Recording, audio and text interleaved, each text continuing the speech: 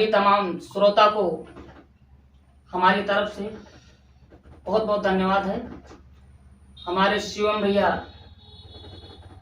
बहुत बहुत महान कृपा होगी आदरणीय मेरे शिवा भैया को, और साथ में हमारे सूरज भैया छतों की तरफ से बिलोंग करते हैं, और आदरणीय हमारे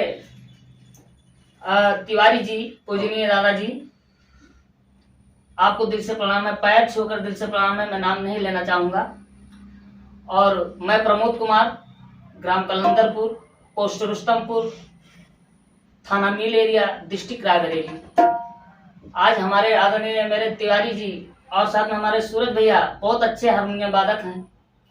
आपने मुझे आमंत्रित किया, धन्यवाद। और आपने कहा कि एक हमें गीत शूट करना है, कोई भी आपका गीत बहुत अच्छा लगता है, तो ठीक है, बहुत बहुत धन्यवाद है।